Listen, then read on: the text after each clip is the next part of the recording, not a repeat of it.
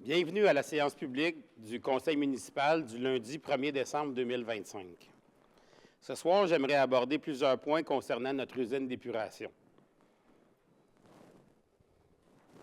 Je commencerai par la question du sulfure d'hydrogène, aussi appelé le H2S.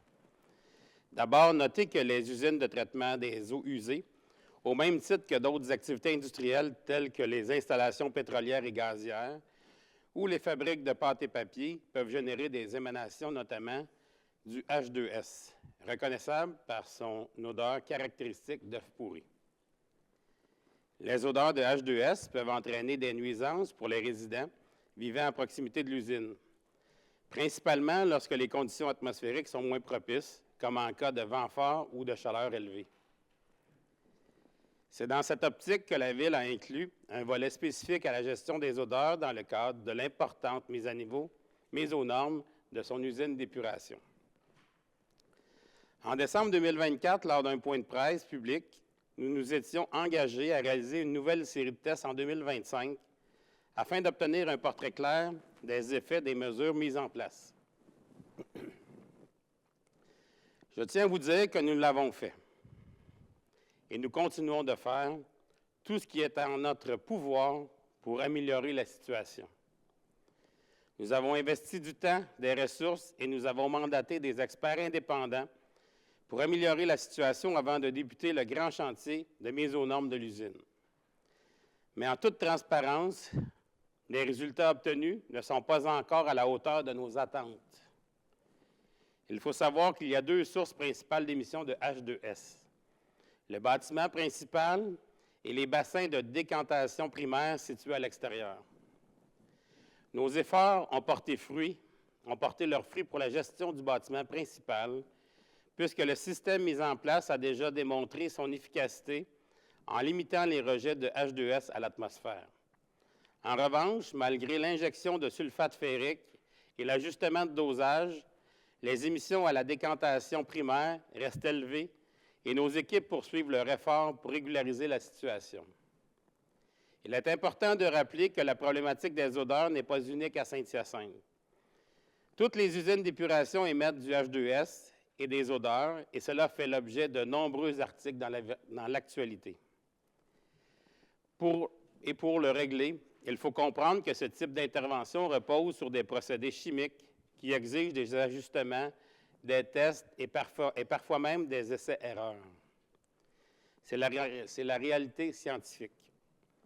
Il faut aussi comprendre une autre réalité. Le H2S et les odeurs sont toujours plus perceptibles durant l'été lorsque la chaleur accentue leur dispersion. Et les normes québécoises sur la qualité de l'air sont parmi les plus strictes au monde, bien plus qu'ailleurs au Canada.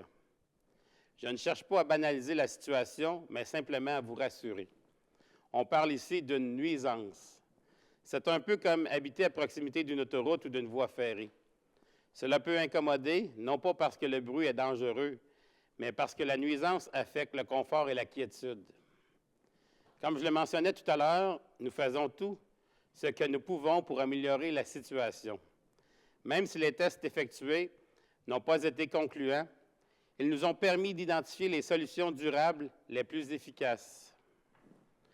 L'option retenue consistera à couvrir les bassins de décantation primaire pour régler les émissions de ces infrastructures. Nous allons également ajouter un biofiltre, un système de traitement biologique qui utilise des micro-organismes pour éliminer les polluants dans l'air. Il s'agit d'une technologie éprouvée, déjà utilisée dans quelques municipalités, notamment à la nouvelle usine d'épuration de Terrebonne. Sans oublier la zone tampon qui sera aménagée autour du site de l'usine. Cette future forêt urbaine agira comme un filtre naturel, limitant la propagation des odeurs. Bien entendu, ces mesures supplémentaires nécessitent des investissements plus importants, ce qui explique que le projet de mise aux normes de l'usine d'épuration s'élève maintenant à 139,25 millions de dollars. J'aimerais maintenant aborder l'aspect financier du projet. D'emblée, je veux vous dire que nos équipes ont travaillé extrêmement fort pour réduire au maximum l'impact pour les Mascoutaines et les Mascoutins et surtout pour équilibrer la charge entre les citoyens et les commerces et industries. Nous avons analysé plusieurs scénarios, comparé plusieurs approches et étudié toutes les avenues possibles. Notre première stratégie a toujours été la recherche de subventions et on peut dire que cela a porté fruit puisque la semaine dernière, nous avons annoncé l'obtention d'une aide financière supplémentaire de 24 653 000 portant à près de 50 millions l'appui des 2 paliers de gouvernement à ce projet.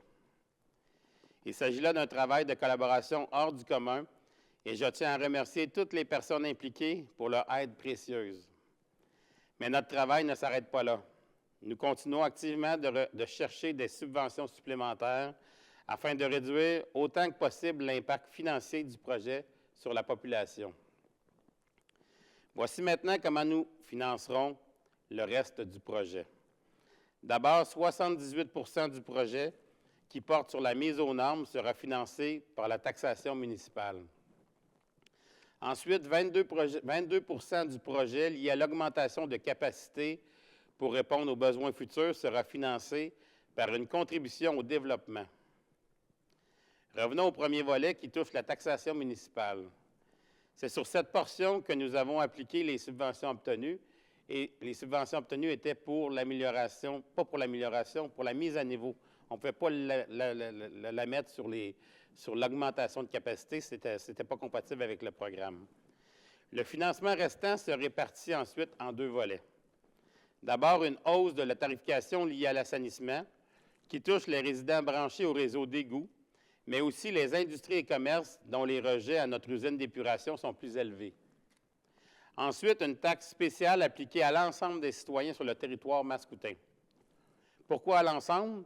Parce que l'usine d'épuration profite à tout le monde. Même si certains résidents du secteur rural ne sont pas directement raccordés, ils utilisent tout de même des services qui, eux, le sont. Par exemple, les hôpitaux, les établissements scolaires, les commerces et les industries sont tous desservis par l'usine d'épuration.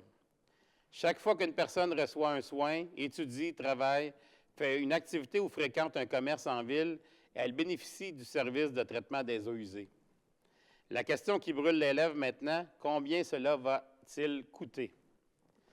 Pour une maison unifamiliale moyenne, la taxe spéciale s'élève à 66 $, à laquelle s'ajoute 25 $ pour la tarification, pour un total de 91 $ de plus par année. Dans le milieu rural, seule la taxe spéciale s'applique pour un total de 66 $. Ce montant sera ajouté au compte de taxe 2027, graduellement sur 3 ans selon l'avancement du chantier et des tranches d'emprunt. Ce qui veut dire qu'en 26, il n'y aura pas de cette taxe-là. En 27, graduellement, elle va apparaître, mais pas nécessairement à 100 % au départ. Je reviens au deuxième volet qui concerne la contribution au développement. Pourquoi une telle mesure? Parce que ce projet ne sert pas seulement à mettre l'usine aux normes aujourd'hui. Il prépare aussi la ville pour les 40 prochaines années. Il est donc normal que les nouvelles constructions, les futurs développements, ainsi que les nouvelles industries ou commerces, ou l'agrandissement de ceux-ci, participent à cet effort collectif. Et puisque notre objectif demeure de densifier, mais de le faire intelligemment, notre stratégie permet de poursuivre le développement du territoire de manière responsable en assurant une contribution équitable des citoyens ou des entrepreneurs qui réalisent des projets immobiliers. En d'autres termes, plus il y aura de portes, moins le coût sera élevé par unité. Depuis quelques années, la législation québécoise permet aux municipalités d'exiger une contribution financière lors de l'émission de permis de construction afin de financer les infrastructures nécessaires à l'augmentation de la population. Nous appliquerons donc cette mesure. C'est juste, c'est équitable et c'est logique. Concernant cette contribution, elle sera effective dès le début de 2026. En résumé, nous avons bâti un montage financier qui respecte la capacité de payer des citoyens, qui répartit équitablement l'effort entre tous les utilisateurs, parce que oui, nous sommes tous utilisateurs, tout en positionnant Saint-Hyacinthe pour l'avenir. Je tiens à le souligner clairement, les citoyens ne sont pas les seuls à contribuer. Les commerces, les industries et les promoteurs participeront eux aussi à ce grand projet. C'est un investissement important mais essentiel. Et c'est la population la plus responsable, et c'est la solution la plus responsable pour notre communauté et pour les générations qui suivront. Donc, ce soir, à l'ordre du jour, nous allons poser 2 gestes concrets. D'abord, l'avis de motion pour le règlement de contribution et deuxièmement, celui pour le règlement d'emprunt. Enfin, tous les détails de ce que j'ai présenté ce soir seront exposés lors d'un point de presse ce mercredi matin qui vient, le 3 décembre. L'information sera également disponible sur notre site Internet par la suite. Je poursuis avec les actualités municipales. Ce vendredi, nos équipes procéderont à l'entretien des arbres au parc des anciens du séminaire, une intervention nécessaire pour assurer la sécurité du site. Au début du mois de mai, la section parc et horticulture du service des travaux publics a procédé à un inventaire complet des arbres et à une évaluation de leur état de santé. Cet exercice a révélé la présence de quelques arbres morts qui présentent un risque de chute, ainsi que d'autres arbres nécessitant un élagage pour prévenir tout danger. Étant donné la proximité du parc avec un établissement scolaire, nous avons choisi d'effectuer ces travaux lors d'une journée pédagogique. Si l'ensemble des interventions ne peut être complété en une seule journée, elles se poursuivront lors d'une prochaine journée pédagogique. J'en profite pour vous rappeler qu'en août dernier, nous avons adopté un nouveau règlement de conservation des arbres. Son objectif, préserver les arbres existants sur le territoire et contribuer à l'augmentation de la canopée urbaine de Saint-Hyacinthe.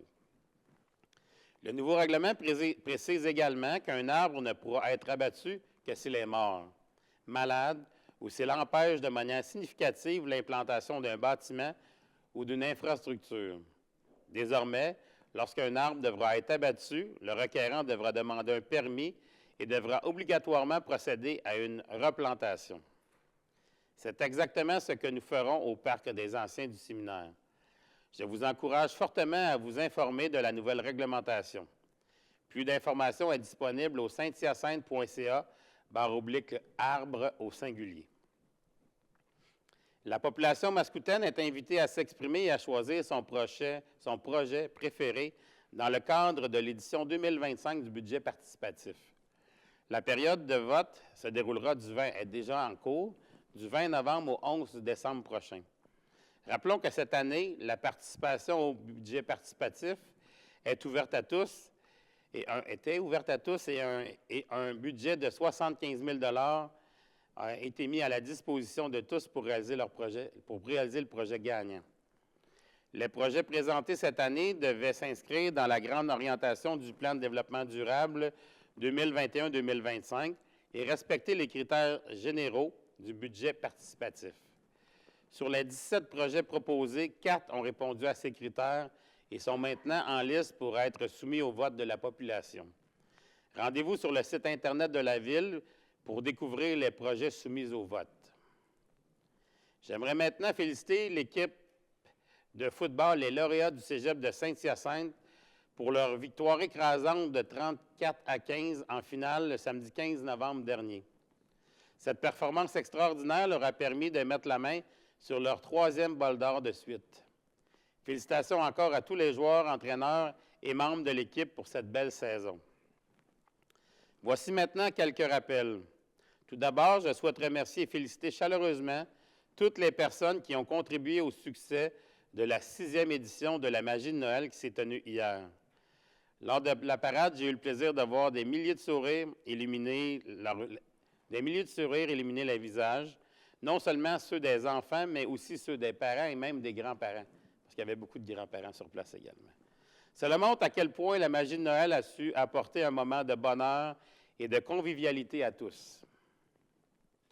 Ce jeudi, la guignolée des médias se déroulera dans les rues de Saint-Hyacinthe. Des bénévoles des médias et d'autres entreprises participantes seront présents sur des coins de rue importants pour y récolter les dons monétaires des automobilistes, donnés généreusement. La 6e édition du marché de Noël débutera ce week-end au centre-ville. C'est une belle occasion de découvrir les produits locaux des entreprises participantes, tout en visitant les commerçants établis à l'intérieur et autour du marché public sur notre belle rue des Cascades. J'invite chaleureusement la population à venir en grand nombre profiter de cet événement convivial et festif. Et c'est pour les 3 prochaines fins de semaine, je vous rappelle.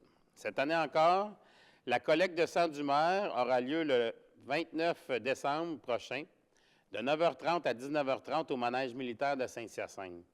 C'est une occasion parfaite de terminer l'année sur un geste de solidarité et de générosité. Vous pouvez dès maintenant vous inscrire en ligne sur le site d'Emma Québec. J'espère vous voir nombreux pour relever ce beau défi ensemble et démontrer à quel point notre communauté sait se mobiliser. J'espère pouvoir vous voir sur place en grand nombre. Finalement, je tiens à souligner la Journée internationale des personnes handicapées qui se tiendra mercredi sous le thème « Comprendre, agir, bâtir ». Ces 3 mots simples traduisent l'essentiel, soit de mieux comprendre les différences et d'agir concrètement au quotidien pour bâtir une société où chaque personne peut participer pleinement. Cette année, la Ville de Saint-Hyacinthe élabore un plan d'action visant à mettre en œuvre des mesures concrètes répondant aux besoins des personnes en situation de handicap. Nos équipes travaillent sur plusieurs fronts, notamment l'emploi, la communication, l'habitation, la sécurité, les loisirs, ainsi que l'accessibilité aux édifices et aux services. Ces nombreuses initiatives témoignent de l'engagement de la Ville en faveur de l'équité et de l'inclusion, avec pour objectif de permettre à chacun de participer pleinement à la vie municipale. Rappelons que l'accessibilité universelle est un droit fondamental qui touche non seulement les personnes présentant un handicap, mais aussi les aînés et toute personne ayant une mobilité réduite, même temporairement.